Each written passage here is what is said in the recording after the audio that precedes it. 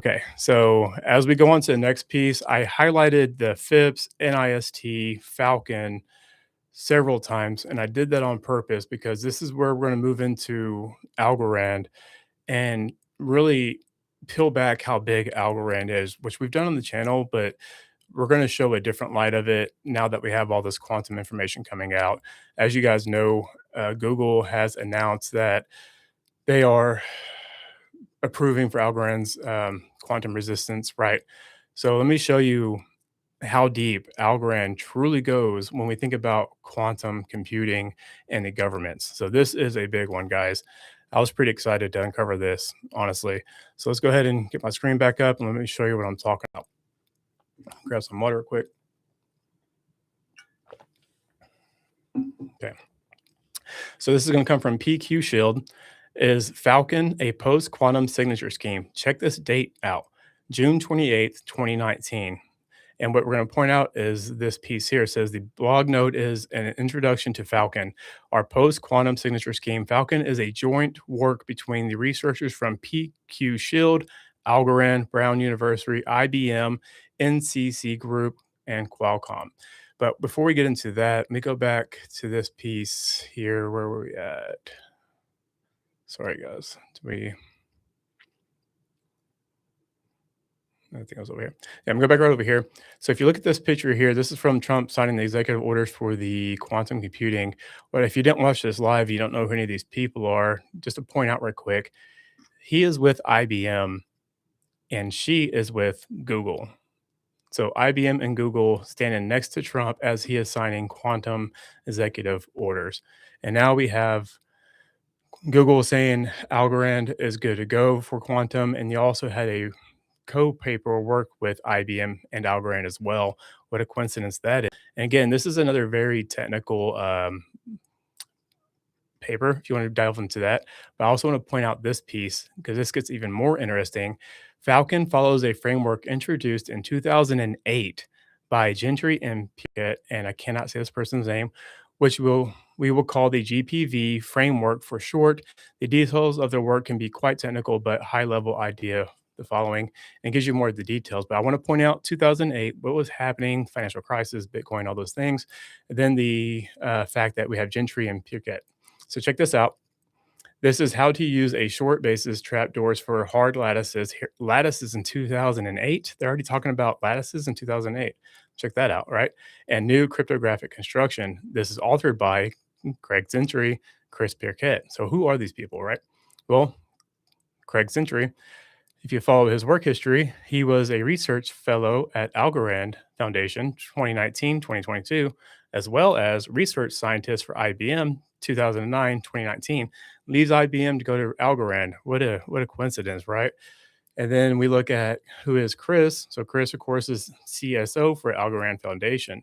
So this isn't anything, in my opinion, as we think about Algorand and quantum computing and how deeply connected they are to the government, they've been working with the government since 2008. I mean, they've been developing the standard for Falcon since 2008.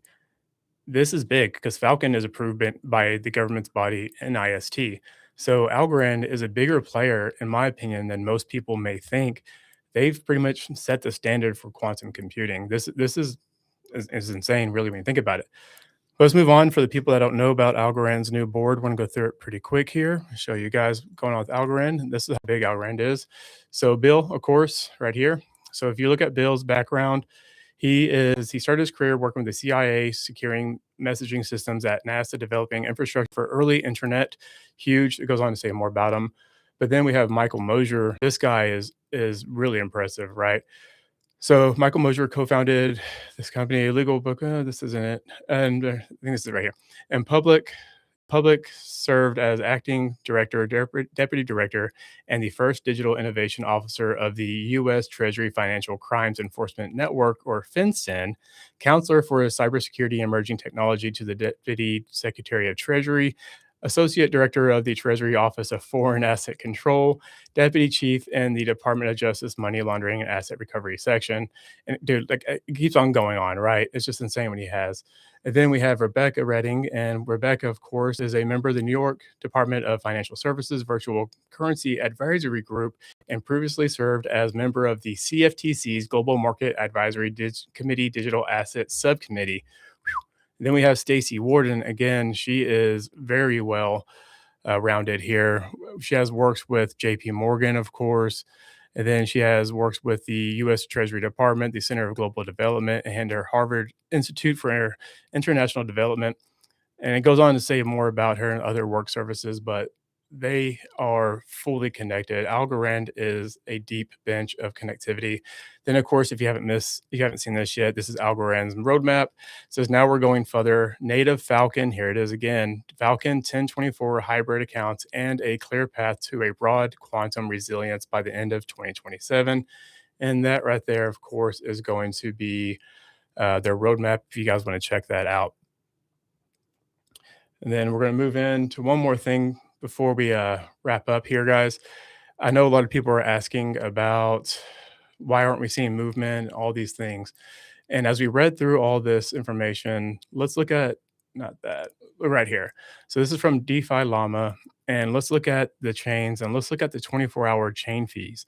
So Canton Network is bringing in 1.83 million 24-hour chain fee. Tron 951,000. And you can kind of see as it drops lower here, right? And that's great for people that are investing in these projects, right? We talk about Canton, we talk about some of the other ones as well. But what's interesting is one is ICP brings in 4,300 every 24 hours. But you look at like Stellar right here. So Stellar, you only see 1,400. We've not heard Stellar's quantum resilient, right? And then Hedera, of course, Hedera is only bringing in 1,000 every day, it looks like. And XRP Ledger, 427. And Algorand as well. I forget what they were. They were pretty low on the list. They're not bringing in very much money on a 24-hour level, but we do see some works with things like Canton and all those things, right? So, reason I'm pointing that out is I don't think these networks are being fully utilized or turned on to really see their full capacity yet. We just now read through all these government bodies saying they approve of these networks being quantum resistance. We're seeing governments around the world utilize these same networks over and over again, and yet you're seeing a steep discount of 70% off, 65% off of these projects, and people are still out of the market and they're not buying into it. And this is where I would say educating yourself on this is very important for these reasons, because what's going to happen in 2030 when everything shifts to the new system and it's fully activated and these underlying networks are actually being utilized? I think this is when you're going to see the tidal wave and that transition. You're going to see that FOMO of retail thinking, oh man, why did I sell these projects back in this date when they're at this price now? So educating ourselves is very important in this space, not running after hype and hopium and chasing price action and charts and all these things, I think is very important. And that's what I'm trying to do on this channel.